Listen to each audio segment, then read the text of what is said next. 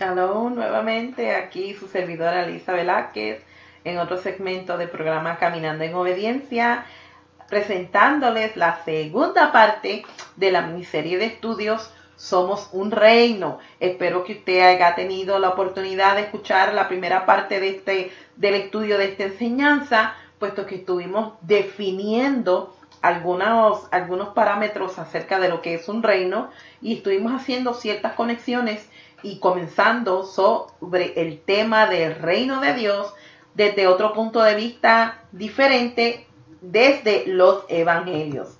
La segunda parte que vamos a estar desarrollando, un poquito más larga que la primera, pero vamos a estar hablando acerca, o contestando, pudiese decirse, acerca de cuándo fue que se estableció el reino de Dios.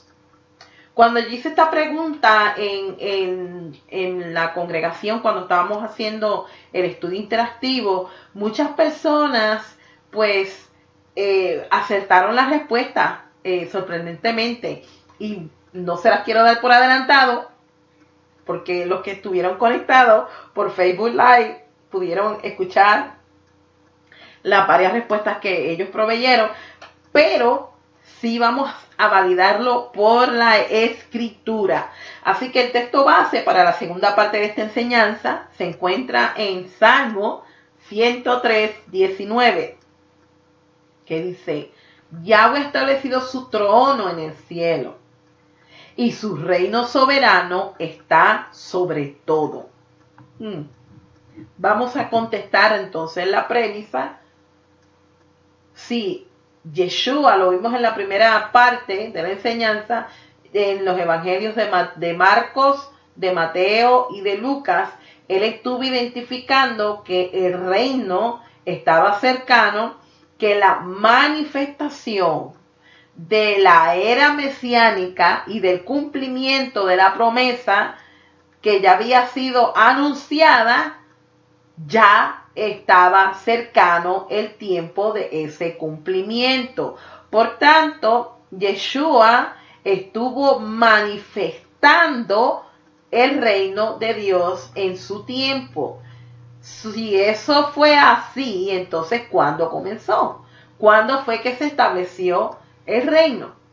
Quiero que me acompañe, por favor, a Génesis. Vamos al principio de la escritura, al principio de todas las cosas. Génesis capítulo 1.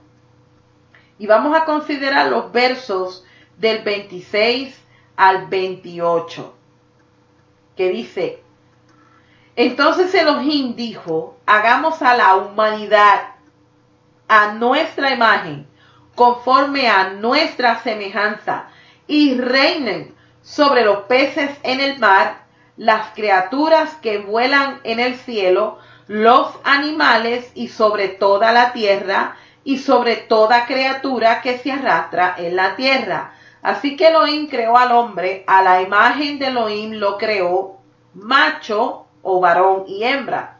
Él los creó. Elohim los bendijo diciendo: sean fructíferos, multiplíquense, llenen la tierra y sométanla, tengan dominio sobre los peces en los mares y las criaturas que vuelan en el cielo, y todo ganado y toda la tierra y toda criatura que se arrastra en la tierra. ¿Por qué los llevé al principio? Si pudieron notar cuando leímos estos versos, hay ciertos conceptos que están relacionados con lo que es un reino. Por ejemplo, está la palabra reinen, sométanlo y tengan dominio. Así que el reino de Dios fue establecido nada más y nada menos en el jardín en Edén. Sí, Señor, se estableció desde ese entonces. ¿Por qué nosotros podemos decir esto? Fíjese que cuando Yahweh crea a Adán y a Eva, o sea, al hombre y a la mujer, lo primero que dice es que reinen sobre 3 esferas. Primeramente sobre el mar, después sobre el cielo y luego sobre la tierra. Pero no tan solamente le da dominio sobre estas tres esferas o le dio una autoridad delegada, sino que también les dio una instrucción. Les dijo que fueran fructíferos y que se multiplicaran para poder llenar la tierra.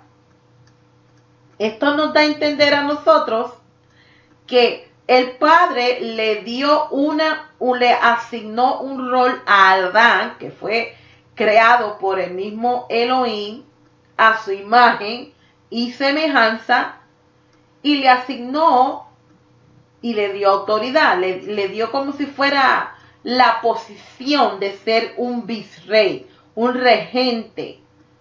Dice, en el clímax de la creación, Yahweh instaló a Adán como rey para gobernar en el jardín.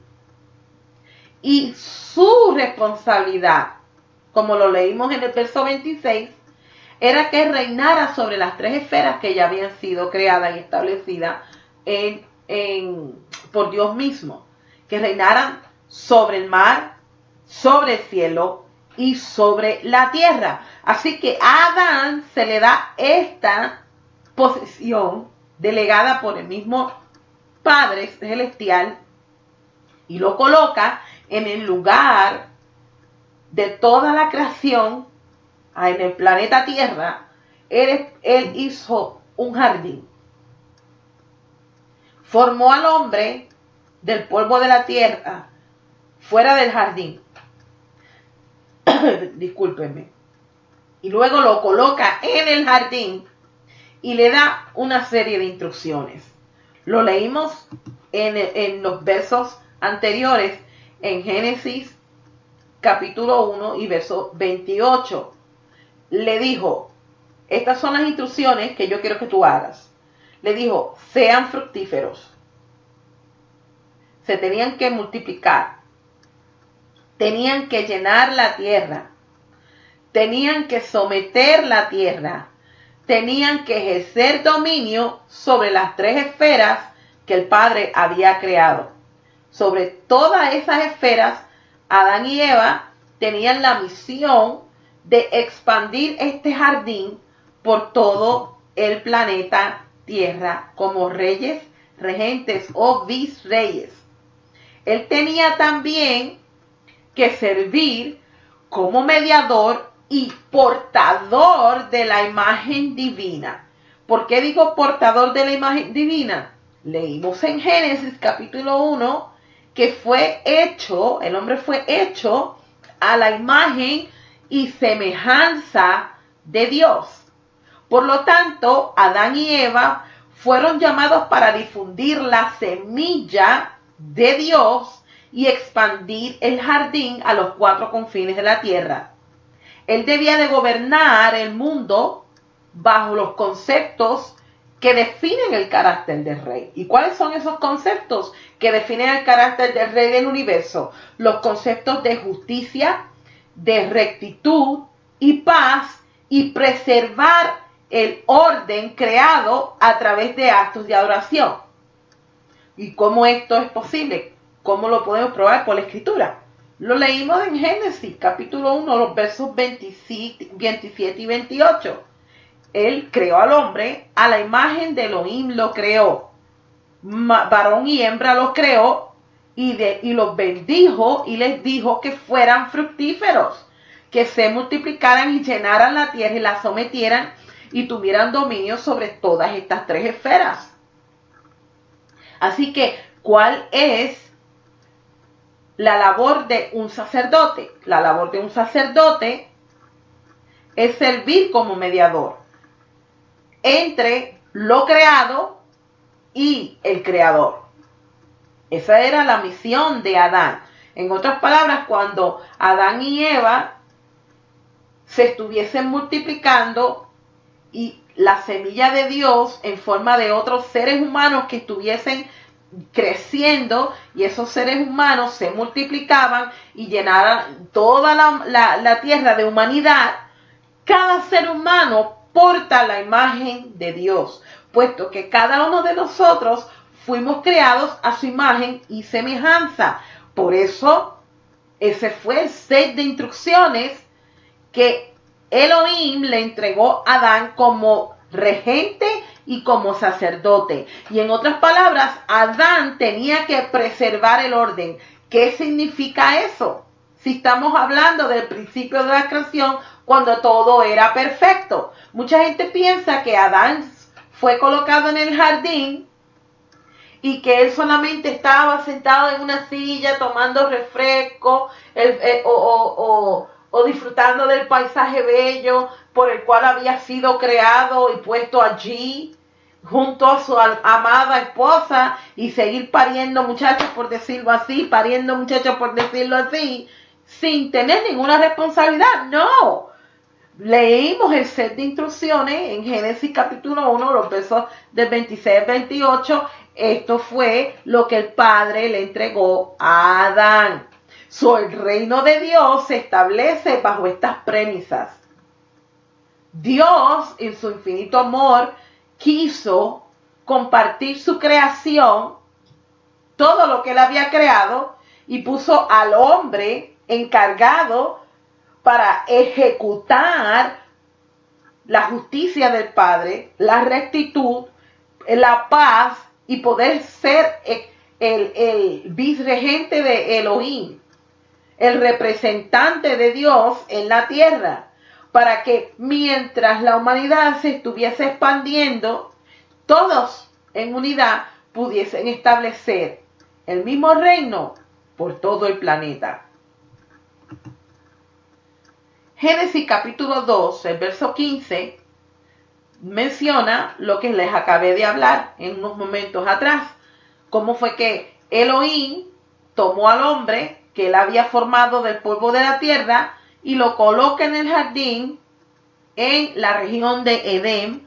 Y Edén en hebreo lo que significa es delicia, para que él lo cultivase y lo cuidase.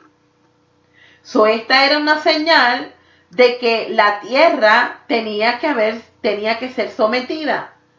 Así que el Eterno le entrega a Adán un decreto real, conectándolo con las palabras de Yeshua que leímos en la primera enseñanza. Y el decreto real era el servicio que el Padre le estaba delegando a Adán para traer estabilidad en el mundo. Entonces, le entrega una nueva responsabilidad. Primero, él tenía que reinar sobre las 3 esferas. Servir como mediador entre la creación y el creador, que esa es la labor de un sacerdote. Y tercero, le asigna el trabajo o la labor de cultivar y cuidar ese jardín. O sea que en otras palabras, ya aquí entra una labor de jardinería y agricultura. Así que Adán se consideraba el jefe jardinero y fue el primero de los guardianes de la creación. Y ejerció su vocación como sacerdote cuando dio fruto. Y esto es importante, ya que las actividades sacerdotales y regentes de Adán incluían arar, sembrar, cegar, fertilizar, podar y cosechar el jardín. Y la producción de vida vegetal estaba ligado a la tierra. Y esto permitía que el proceso de la creación continuase. Así que una sociedad agrícola dependía de los ciclos de la naturaleza. Y las imágenes agrícolas eran una metáfora frecuentemente utilizada para describir la naturaleza de Elohim y su poder divino para producir abundancia. Yahweh había creado todo. Había colocado a Adán y Eva en este paraíso.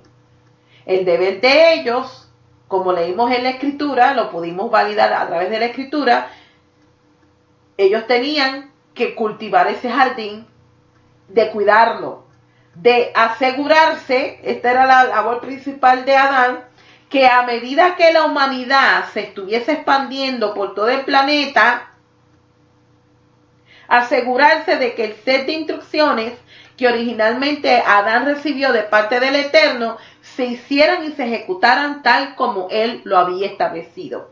Eso es lo que cuando les mencioné establecer o ejercer dominio y asegurarse de establecer el orden en la creación, de que todos marchase según el Padre Celestial le había dado la instrucción a él para que se hiciera. Entonces, por eso ahora nosotros podemos hacer una conexión en cuanto al reino de Yahweh. En la primera parte del estudio estuvimos hablando que acerca del reino de Yahweh, pues tiene sus temporadas y tiene sus días o citas divinas. Y todos sabemos que la gran mayoría de las fiestas tienen un contexto agricultural. Y que es por eso que el pueblo de Israel también se conoció como un pueblo agricultural. Esto a nosotros nos debe despertar los ojos de nuestro entendimiento para darnos cuenta desde que el principio el Padre coloca a su virrey en el jardín para que transformara el planeta y le dijo, mira, este es el prototipo, tú ves esto, yo quiero que tú hagas esto por todo el planeta. El mismo patrón nosotros lo vamos a ver a través de toda la escritura, especialmente cuando Israel fue libertado del cautiverio de Egipto y fue llevado a través del desierto. El Padre los escoge a ellos como pueblo, les entrega un set de instrucciones en el monte Sinaí, la que tú vas, los mandamientos. Y la intención original del Padre era que todos ellos, como pueblo, pudiesen escuchar las instrucciones audibles de parte de la boca del Eterno. Pero sabemos que el mismo pueblo escogió un mediador, a Moisés. Y Moisés hizo la función de rey, de sacerdote y de pastor. Y el mismo patrón que vemos en Génesis se desarrolla en Éxodo, en Levítico, en Números y en Deuteronomios y a través de toda la historia del pueblo de Israel. Espero que usted esté en sus casas diciendo, oh, yo no lo había visto desde ese punto de vista. En el antiguo Medio Oriente, los sacerdotes trabajaban en los campos para proporcionar alimentos a la deidad. El rey, por otro lado, mantenía el orden y la estabilidad a través del cultivo y la construcción de jardines masivos para crear un ambiente estéticamente bello para el puro disfrute. Por eso que en el antiguo Medio Oriente la vocación de los reyes era la horticultura. Y por eso tantos de estos gobernantes se les conocía como jardineros. Los jardines reales del soberano representaban su reino. Entonces ahora podemos ver la conexión del reino establecido en Edén. Y eran muchos aspectos similares a muchos de los jardines de todos estos reinos. Y nos sorprendemos ver cómo a través de la historia el jardín real era considerado como un templo cósmico en miniatura. Y estamos hablando acerca de conceptos del antiguo Medio Oriente y también lo podemos validar a través de la escritura. Amados, denme tiempo para nosotros poder ver esto. Vamos ahora a pasar a un tema que está relacionado con lo que les acabo de mencionar, que es la entronización de los reyes. Y vamos a estar hablando acerca de conceptos del antiguo Medio Oriente. Y si usted no entiende lo que es antiguo Medio Oriente, yo les les exhorto que por favor se mantengan conectados a Teshuva.tv o vaya a la página de Teshuva.tv y busque al Moré Rico Cortés, que es el Moré que ha estado introduciendo los conceptos de Antiguo Medio Oriente. Usted puede ir a la página, puede buscar en la sección de maestros, busca su nombre y allá están todas las enseñanzas que tienen que ver con Antiguo Medio Oriente, si es que acaso usted no está familiarizado con estos conceptos, puesto que nosotros no tenemos la mentalidad de los antiguos. Nosotros nacimos y crecimos en el ambiente occidental, no en el ambiente oriental, y tampoco estuvimos vivos en el tiempo en que la escritura se fue desarrollando. Así que para nosotros poder comprender las escrituras a profundidad y ver estos conceptos y estos temas, necesitamos enriquecer el estudio de las escrituras con conceptos de Antiguo Medio Oriente y conocer las civilizaciones del Antiguo Medio Oriente que estaban las naciones circuncidantes alrededor de nuestro pueblo Israel. Es de la única forma que nuestro conocimiento va a enriquecerse, amado. Por eso es que en el desarrollo de este estudio voy a tocar algunos conceptos de Antiguo Medio Oriente. Así que por eso les digo que si tiene alguna pregunta, usted me puede escribir en confianza. Así que en el Antiguo Medio Oriente se pensaba que el rey representaba la imagen divina. Y cuando los reyes antiguos eran entronizados, se convertían en la imagen del Dios al cual ellos servían. Cuando este soberano entraba en el templo, se convertía en la imagen de su Dios.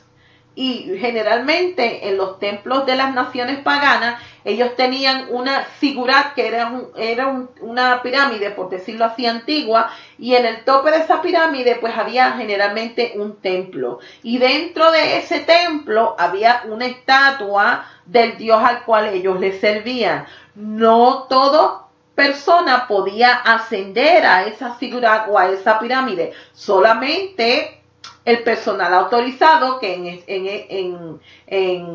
tiene que ver mucho con los sacerdotes que ellos tenían en su corte sacerdotal, como también el rey. El rey, cuando era el tiempo de ser entronizado, tenía que llevarle una ofrenda a su Dios, tenía que inclinarse a esa estatua y juramentar enfrente de la corte sacerdotal que estaba presente, que eran parte de la ceremonia de entronización del rey, y se hacía una gran fiesta en toda la comarca, y se invitaban a todos los regentes y a toda la nobleza que participaran.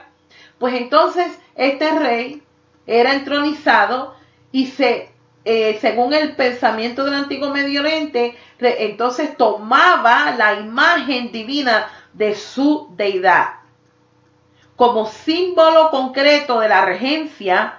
Entonces ejercía la autoridad soberana sobre el imperio desde un templo. El ascenso del rey al trono se entendía como un ritual de adopción, puesto que en el momento en que el rey se inclinaba hacia la estatua de ese ídolo, se le ungía y era proclamado el hijo del nombre de esa deidad.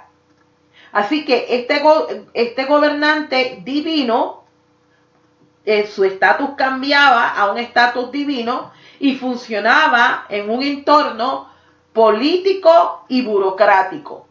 Y era considerado como un sirviente especial de la deidad que había sido dotado con sabiduría divina para expandir el reino a los 4 confines de la tierra. Y tenemos un vivo ejemplo de esto en las escrituras, para que después no diga la hermana Lisa se está inventando las cosas. Vamos a la palabra. Y vamos a libro de Daniel, capítulo 4. Esto es uno de los ejemplos más conocidos acerca del gobierno de Nabucodonosor. Una de las cosas que yo pude entender cuando comencé a estudiar acerca de este tema, no sé cuántos de ustedes están familiarizados con la miniserie de El Rico y el Lázaro. En esta serie de Rico y el Lázaro visualmente hicieron una ceremonia de entronización, tal como se los estoy describiendo y tal como la Biblia también habla superficialmente de una ceremonia de entronización en cuanto a reyes paganos se trata. En el caso de Nabucodonosor, en esta serie, ellos cogieron a Nabucodonosor, y lo digo así porque me acuerdo de esta escena, en la figura en Babilonia, en el tope estaba el templo de la deidad de Marduk, y allá Nabucodonosor, con la corte sacerdotal, ascendieron a la figurat. Solamente el rey, los demás oficiales se quedaron fuera del templo, pero solamente el rey junto con los sacerdotes entraron, y allí se hizo la ceremonia de entronización, y allí se hizo la ceremonia de adopción, y se conocía a Nabucodonosor como el hijo de Marduk. Y él, como había juramentado lealtad a Marduk, entonces esa era la deidad predominante sobre la comarca de Babilonia. Pero vamos a Daniel capítulo 4, eso fue un paréntesis para enfatizar acerca de lo que les estoy hablando. Capítulo 4 y específicamente el verso 22. Y para parafrasear el contexto, el capítulo 4 está hablando acerca de la visión que el padre le da en un sueño al rey Nabucodonosor. Pero no es la visión de la estatua, es la visión del árbol. Y es interesante que Nabucodonosor se convirtió en la imagen de su deidad, el mismo concepto que estamos desarrollando, y no es que el padre se copió de las naciones paganas, como quizás mucha gente lo puede interpretar, es al revés. Las civilizaciones paganas se copiaron del diseño original.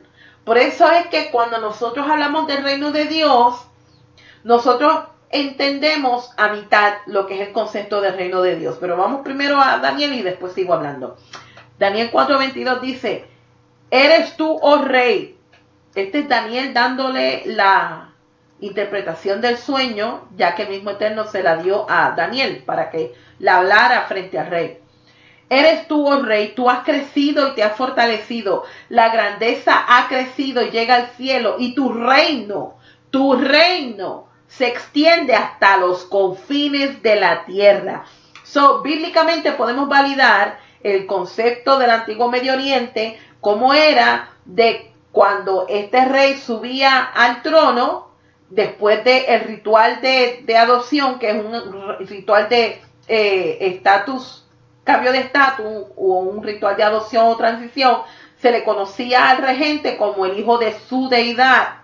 Y entonces era dotado con la sabiduría divina para entonces así poder expandir por todos los confines de la tierra su imperio. Y a través de la historia, acerca de todos los reyes que se han levantado, sabemos que el hombre siempre ha tenido ese deseo de gobernar. ¿Por qué siempre el hombre ha tenido ese deseo de gobernar? Cuando volvemos a Génesis, nosotros podemos ver que el hombre fue creado para gobernar, puesto que ese deseo fue puesto por el mismo Dios al hombre. Él lo colocó en esa posición. Fue el mismo rey del universo que le dio o delegó esa autoridad divina al propio hombre. Por eso es que a través de la historia, y ha sido pues erróneamente que lo han hecho, los hombres siempre han tenido el deseo de expandir sus imperios. Y un vivo ejemplo, bíblicamente aquí lo pudimos validar, fue el ejemplo de Nabucodonosor. Y yo les recomiendo que se lea todo el capítulo 4 para que usted lo pueda ver en el contexto correcto. Amén. Continuamos. ¿Cuáles eran las funciones de regente y sacerdote? Volviendo otra vez a Génesis, el jardín era un espacio sagrado llamado paraíso, cultivado por el jardinero rey, que servía como un portal a través del cual podía comunicarse directamente con la deidad. Y este jardín encarnaba el estado ideal de armonía por un gobernante jardinero exitoso bajo la autoridad de su Dios. En otras palabras, lo que esto quiere significar es que cuando Adán fue colocado en el jardín, en la región de Edén, él tenía acceso directo. Por eso fue que al principio de esta enseñanza le dije que él era y fungió como mediador entre la creación y el creador, puesto que él tenía una conexión y una comunicación con Yahweh Elohim. ¿Y cómo lo podemos probar por la escritura? Usted me podrá decir. Pues vamos a la Biblia, vamos a Génesis. No se preocupe. Génesis, que yo tengo aquí todos los textos marcaditos. Y usted solamente pues pone y lo apunta y lo busca en su Biblia. Génesis capítulo 3, los versos del 8 al 10. Y esta fue en el momento en que Adán y Eva decidieron interrumpir esta comunicación. Dice, ellos oyeron la voz de Yahweh Elohim caminando sobre el paraíso a la hora de la brisa de la tarde. Y el hombre y su esposa se escondieron de la presencia de Yahweh Elohim entre los árboles del jardín. Yahweh llamó al hombre, ¿dónde estás tú? Y él respondió, oí tu voz mientras caminabas en el paraíso y tuve temor porque estoy desnudo y me escondí.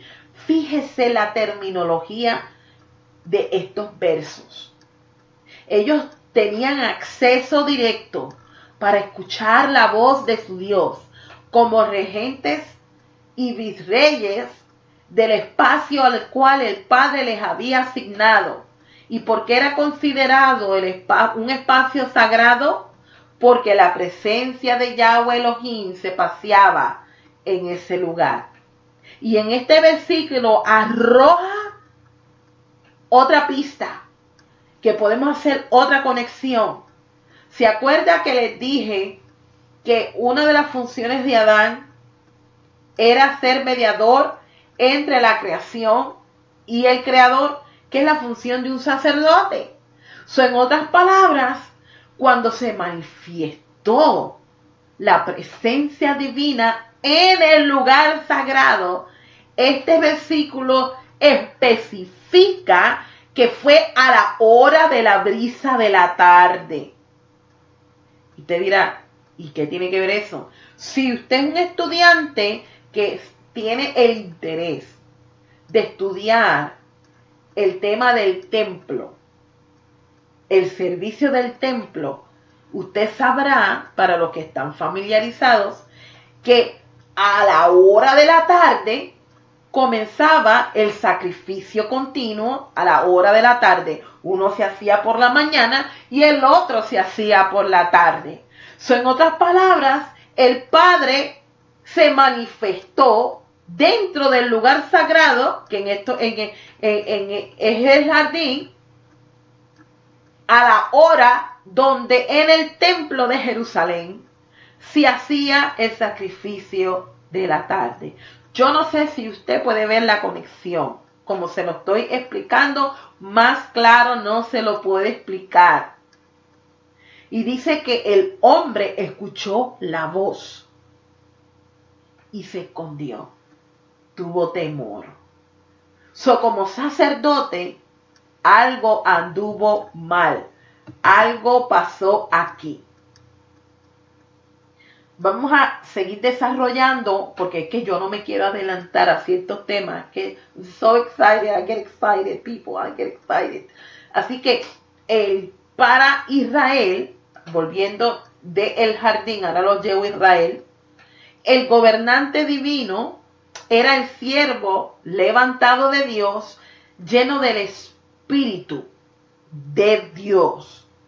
El rey ungido era el vínculo del convenio eterno que tenía todas las cosas en su lugar designado. En otras palabras, tenía el set de instrucciones, era portador de la imagen divina, todos los reyes de Israel, y habían juramentado lealtad para hacer todo lo que Yahweh Elohim había escrito en el libro de la ley. Tenemos varios ejemplos bíblicos acerca de esto. En 1 Samuel, capítulo 10 y verso 8, dice: el profeta Samuel ungió al rey Saúl, virtiendo un frasco de aceite sobre su cabeza, y le dijo: ¿no te ha ungido Adonai gobernante sobre su herencia? Entonces el Espíritu de Dios te arrebatará y profetizarás. Te convertirás en otro hombre. Mucha gente utiliza este versículo fuera del contexto para estar profetizando y llorándole a las personas sin tener un entendimiento de lo que esto está hablando. Las últimas palabras del rey David fue la confirmación del próximo rey de Israel. Sabemos que Salomón fue ungido antes que David muriese. Y en 2 de Samuel, capítulo 23, los primeros 2 versículos, dice palabras de David, confirmando la elección de su hijo Salomón. Fiel es el hombre quien Yahweh levantó para ser el ungido de Dios de Jacob. Y bellos son los salmos de Israel. El Rúa de Elohim habló por medio de mí y su palabra estaba en mi lengua. Así que en otras palabras, el soberano, en el caso de Israel, no estoy hablando ahora de otras naciones del antiguo Medio Oriente, sino de Israel, el soberano, el hombre elegido por Yahweh Elohim, entronizado, cuando era elegido para ser rey, era entronizado, era levantado y se le daba el título de ser hijo de Dios. Esta es una expresión idiomática que también se le aplicaba a los reyes de Israel. Él era un rey terrenal con un patrón divino. Y así el estatus del rey que iniciaba su reinado en Israel cambiaba y era parte del servicio del templo. Por eso era de que se asignaba una área para que el rey, que era el único que podía sentarse dentro del atrio interior del templo, se pudiese sentar en un trono que había sido construido, y entonces podía también hacer la lectura de la Torá en las festividades. Wow, tremendo, ¿verdad? Así que el rey de Israel se estableció, un gobierno era establecido sobre una base de justicia y de rectitud, y se le daba acceso directo al oráculo de Dios para recibir la instrucción necesaria y gobernar al pueblo de Israel con justicia y servir como un canal abierto para que las bendiciones fluyesen en la nación. Por eso, cuando había caos en la nación de Israel, era porque el representante de Dios en la tierra no estaba haciendo o viviendo de acuerdo al set de instrucciones que había recibido en forma escrita. ¿Sabía usted que los reyes tenían que escribir una copia de la Torá en presencia de los sacerdotes? ¿Por qué usted cree que el rey tenía la autoridad o se había delegado la autoridad para escribir un Sefer Torah? Para que cuando estuviese escribiendo las palabras de Yahweh, estuviesen en su mente y en su corazón.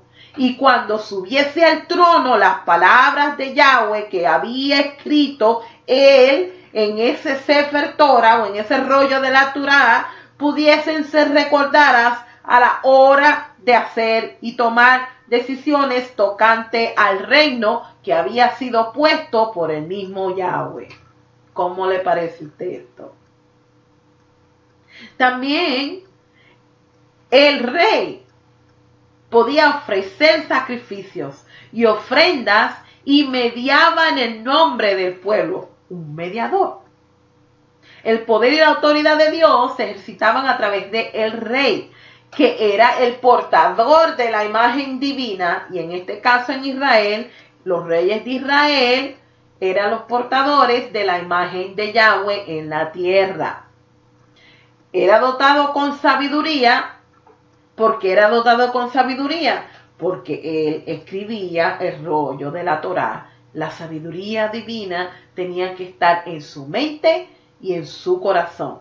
Como cuando nosotros recitamos el Shema, que tenlo como señal en medio de tu mano, en medio de tus ojos y en tu mano y en tu corazón. ¿Para qué? Para que nunca nos olvidemos los mandamientos del Eterno. Esto también le aplicaba al rey de Israel. Entonces, era también dotado por las cualidades de Yahweh, por esplendor, por gloria, por majestad, y cuando pecaba, el pecado del rey se convertía en el pecado de la nación. Cuando ejercía justicia, era la justicia del Padre a través del rey regente en Israel. Como la imagen visible del Dios invisible, el gobernante de Israel era descrito como el primogénito de la creación. En Salmos 89, el verso 20 y luego del 26 al 29 está hablando acerca de este concepto, el concepto de adopción, que fue lo que estuvimos hablando hace unos minutos atrás.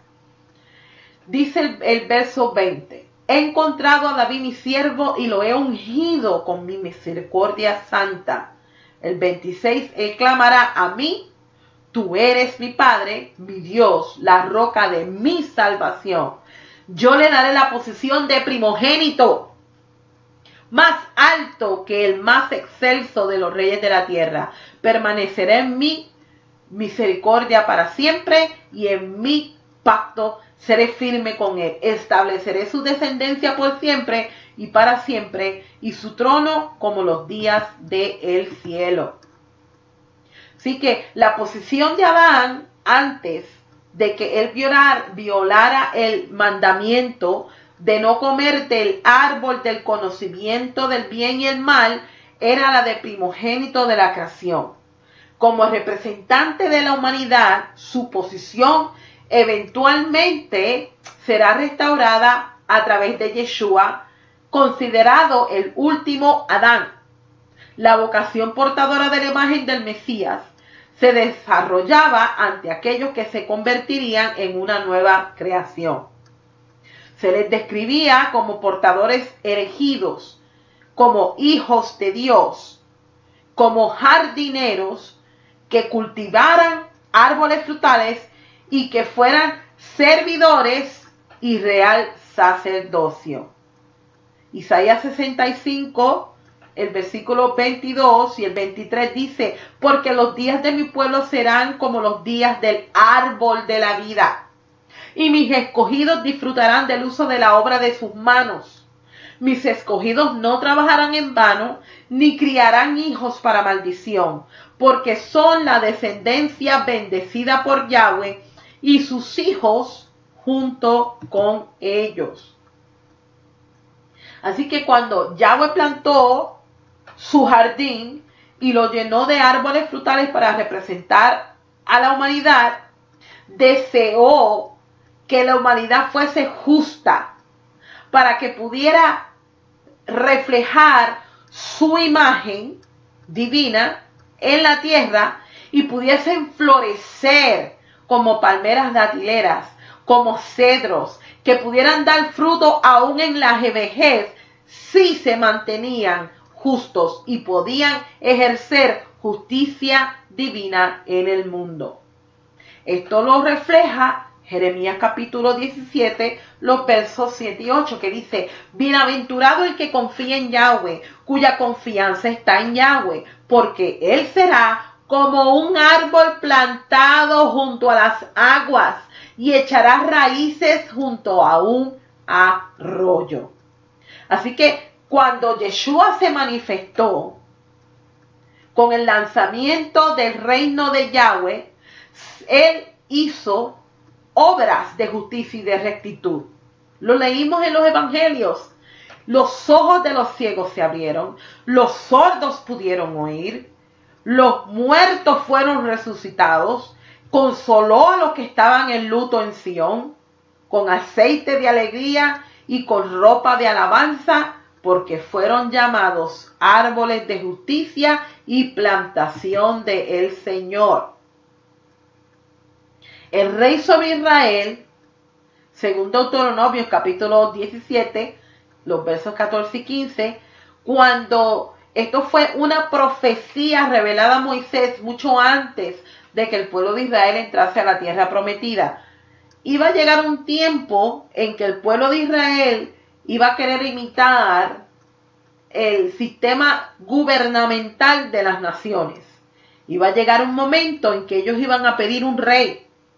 Así que el Padre, que conoce todas las cosas, les revela a Moisés lo siguiente y dice: cuando hayan entrado en la tierra que Yahweh Elohim les está dando y hayan tomado posesión de ella y estén viviendo allí, ustedes pueden decir: yo quiero tener un rey sobre mí como todas las naciones alrededor de mí.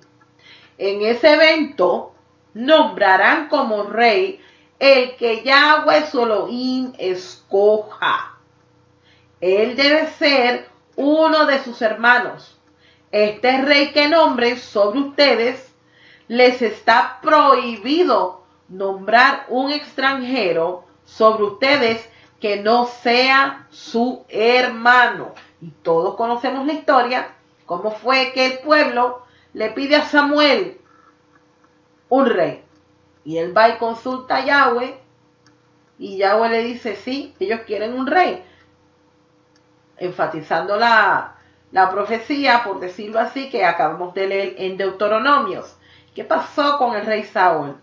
Si el rey Saúl fue ungido con el Espíritu de Dios, él hasta profetizó con profetas sin ser profeta, puesto que esto era un ritual de entronización a los reyes. El mismo patrón lo vimos en las Escrituras con el rey Saúl. ¿Qué pasó con él? Pues que el rey Saúl fue escogido por el pueblo, no fue escogido por Yahweh.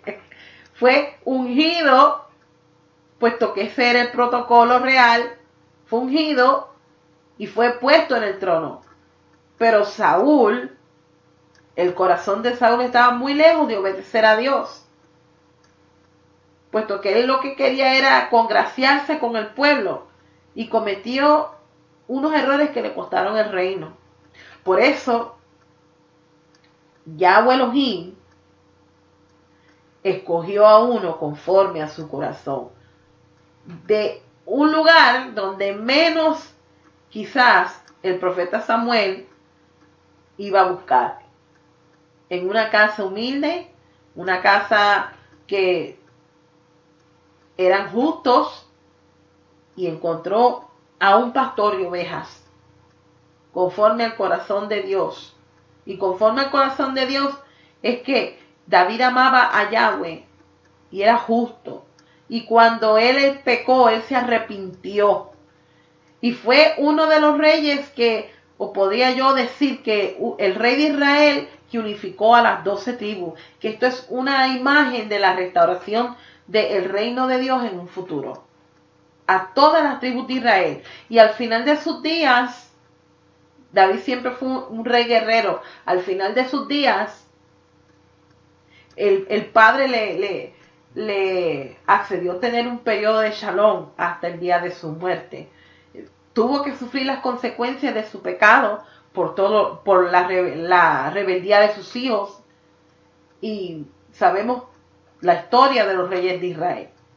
Así que, recapitulando del estudio, ya que estoy por terminar la segunda parte, el heredero al trono se convirtió en la posesión más preciada de su padre. Y ya sabemos que lo leímos en la escritura, que el rey le decía a Yahweh: tú eres mi padre, y el Padre Celestial lo consideraba como su hijo. Entonces, la palabra para posesión preciada en hebreo es segula, que es un tesoro particular, y también puede ser traducido como amado. O sea que las posesiones más preciadas del rey incluían su trono, su reino, pero lo más importante, que era considerado como un rey amado por sus deidades. Israel fue elegido como la posesión preeminente de Yahweh, su heredero primogénito, para gobernar las naciones bajo el convenio de Yahweh, la Constitución, la Torá. Por eso que en Deuteronomio capítulo 7 y verso 6, el mismo Eterno dice: porque ustedes son un pueblo apartado como Kadosh, para Yahweh su Elohim. Yahweh su Elohim los ha escogido a ustedes de entre todos los pueblos de la faz de la tierra para ser un tesoro apreciado. En Éxodos 19, 5 y 6, el mismo Padre dice: si escuchas atentamente mi voz y guardas mi pacto, entonces serás mi propio tesoro de entre todas las personas, porque toda la tierra es mía. En cuanto a ti, serás un rey, para mí, un reino de sacerdotes y una nación santa. Así que los reyes de Israel, como una personificación o hijo amado, era representante de la deidad creadora sobre la tierra, y se entendía que este rey era el garante terrenal para mantener el orden en la creación. Sobre él y sus actos dependían la fertilidad de la tierra, así como la justicia social y el orden político del Estado. Yo sé que es mucha información para digerir, pero estoy cogiendo estos conceptos y los estamos definiendo poco a poco para que nosotros entendamos de qué se trata el reino de Dios. Y cuando nosotros vamos a la Escritura, podemos ver, lo leímos en Éxodo, en Deuteronomio, en Isaías, en el libro de los Salmos, cómo es que estos conceptos del antiguo Medio Oriente cobran vida, y todo el patrón desde Génesis se repite a través de la historia de los reyes de Israel. Qué sorprendente es cuando nosotros profundizamos un poco nuestro estudio de las Escrituras, nos damos cuenta que todavía nos falta mucho por aprender. Así que yo espero que usted haya aprendido algún concepto nuevo, alguna información nueva en esta segunda parte del estudio. Lo espero para la tercera parte. Que el Eterno los bendiga y los guarde. Y Shalom, manténgase conectado a Teshuva.tv.